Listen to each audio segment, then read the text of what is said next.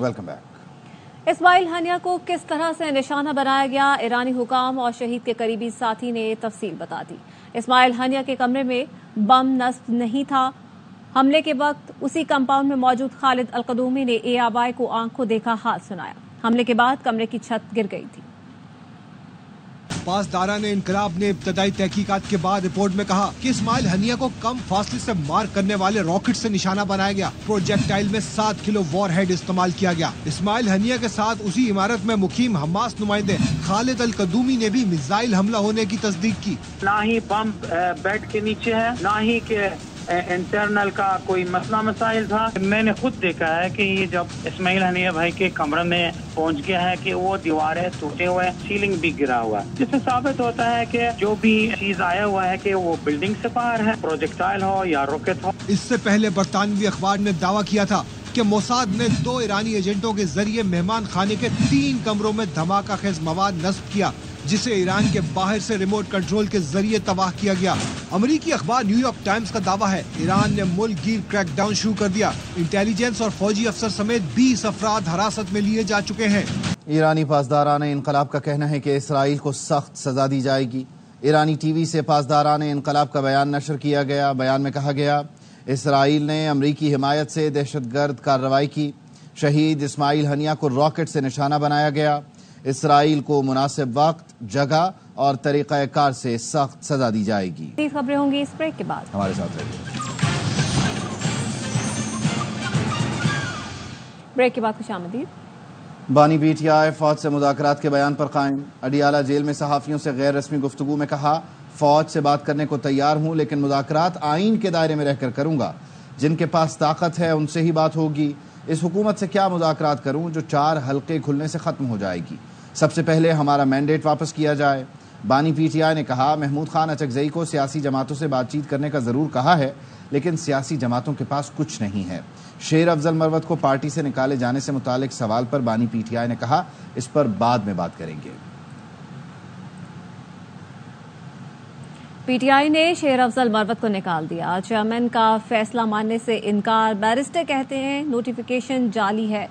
शुएब शाहीन और इंतजार पंजोथा कहते हैं शेर अफजल को बानी के कहने पर निकाला गया।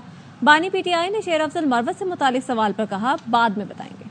वेरीफाई कर रहा हूँ कि खान साहब ने शेर अफजल मरवत को पार्टी से निकालने का हुक्म दिया। नोटिफिकेशन हो चुका है, खान साहब हुआ है, एडिशनल सेक्रेटरी जनरल साहब ने नोटिफाई कर दिया। शेर अफजल मरवत उनकी इस्लाह पे तवज्जो करनी चाहिए, सजा की तरफ उनके लिए नहीं जाना चाहिए। प्रोग्राम तो बढ़ गया। शेर अफजल मरवत को पार्टी से निकालना पीटीआई के लिए इम्तिहान बन गया। चेयरमैन और कोर कमेटी आमने सामने आ गए।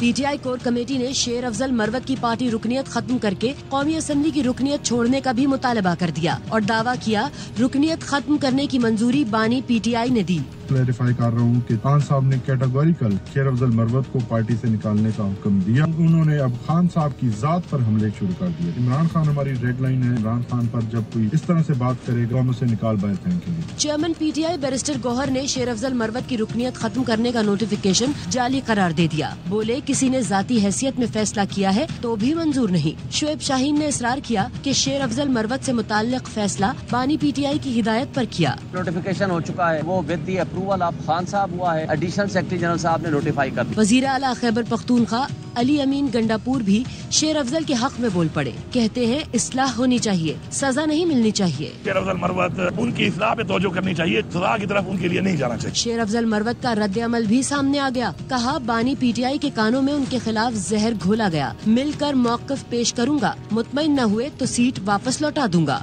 किसी की अना की तस्कीन के लिए माफी नहीं मांगेंगे। वजीर आला खैबर पख्तूनख्वा अली अमीन गंडापुर की अडियाला जेल में बानी पीटीआई से मुलाकात के बाद गुफ्तगू।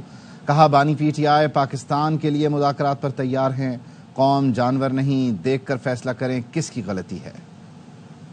खान साहब मुज़ाकरात पाकिस्तान के लिए करना चाहते हैं और करने को तैयार भी। मुज़ाकरात होते हैं 2 पार्टियों में। अब इस वक्त आपको पता है वो पार्टी कौन है। हुकूमत कहती है हमसे करो, हमें पता है तुम्हारी कितनी हैसियत है। जिन्होंने हमारे साथ ये किया तो उनके साथ अगर बातचीत होगी तो हमारी भी टर्म एंड कंडीशन है, हम वो रखेंगे ना।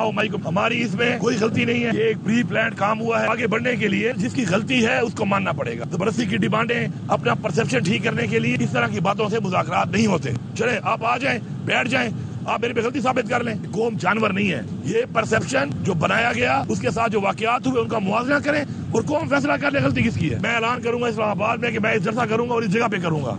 अगर मैं ना करके दूं तो मैं सियासत छोड़ दूं। बानी पीटीआई को फौज के बजाय माहिर नफ्सियात से बातचीत करनी चाहिए। नेशनल पार्लियामेंट्री टास्क फोर्स के कन्वीनर बिलाल असकियानी कहते हैं पीटीआई हुकूमत ने जाते जाते अपना IMF प्रोग्राम खत्म किया, मुल्क डिफॉल्ट के दहाने पर पहुंचाया और इदारे तबाह कर दिए। हुकूमत 2018 से 22 तक रही, हुकूमत की कारकर्दगी था आपके सामने आके कभी अपना मुकदमा नहीं पेश करती। जब 4 साल आपने तबाही फेर दी, आपने सारे इदारे तबाह कर दिए, इतना ही किया IMF का मुआहदा तोड़ दिया, आपने जानबूझ के जाते हुए मुल्क को डिफॉल्ट की तरफ धकेला। पीटीआई की जंग जो है वो महंगाई खत्म करने वालों के खिलाफ और पाकिस्तान के रियासती इदारों के खिलाफ। मुझे लगता है इनको फौज के बजाय किसी साइकाइट्रिस्ट के साथ मुज़ाकरात करने की जरूरत है। अवाम की भी बेहतरी और खान साहब की अपनी बेहतरी भी इसी में ही होगी। मजीद खबरें इस ब्रेक के बाद। हमारे साथ रहिए।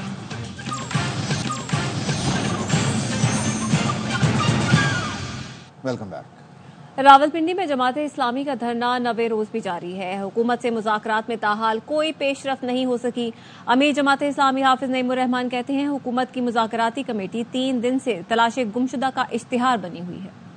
3 दिन से मुज़ाकराती कमेटी तलाश गुमशुदा का इश्तिहार बनी हुई है, वापस पलट के आई नहीं है और ये समझ रहे हैं कि ये नहीं आएंगे तो हमारे आसाब कमजोर हैं, हम इनसे दरखास्तें करना शुरू कर देंगे। ऐसा बिल्कुल भी नहीं होगा। आइए सामने इसी स्टेज पर आकर मुज़ाकरात कीजिए, पूरी दुनिया को पता चल जाएगा कि हुकूमत के पास कोई जवाब नहीं है। ये धरना एक अवामी कुव्वत बनता जा रहा है। मैं वज़ीर आज़म से पूछना चाहता हूँ वो 1300 सीसी की गाड़ी में खुद क्यों नहीं बैठ सकते? इसमें तो प्लेटलेट्स का मसला नहीं होता।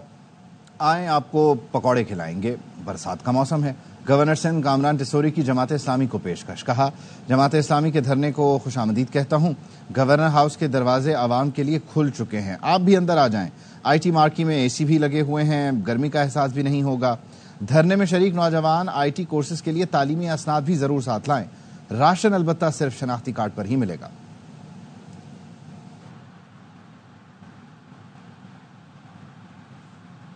गवर्नर ने पेशकश तो की लेकिन पकौड़े कहाँ हैं? ये तो हमारे साथ मजाक हो गया।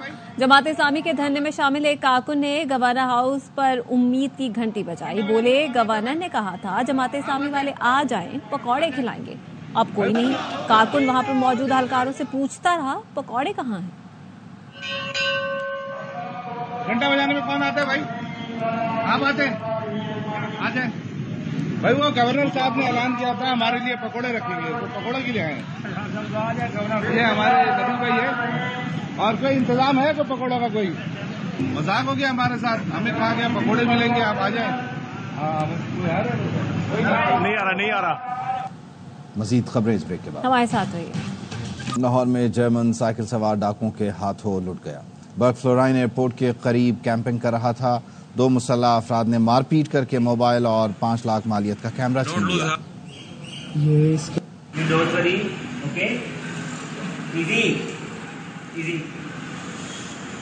Don't lose heart, bro.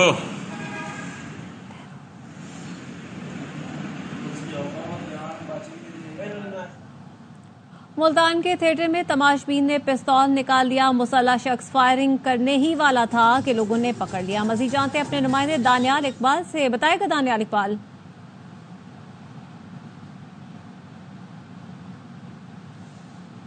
आपको बताएं कि मुल्तान के थिएटर में तमाशबीन ने पिस्तौल निकाल लिया। मुसल्लह शख्स फायरिंग करने ही वाला था कि लोगों ने पकड़ लिया। मनाजिर भी आप देख सकते हैं। मुल्तान के एक थिएटर के ये मनाजिर है जहां पे तमाशबीन ने पिस्तौल निकाला। मुसल्लह शख्स फायरिंग करने ही वाला था कि लोगों ने उसे पकड़ लिया और फायरिंग से रोक दिया।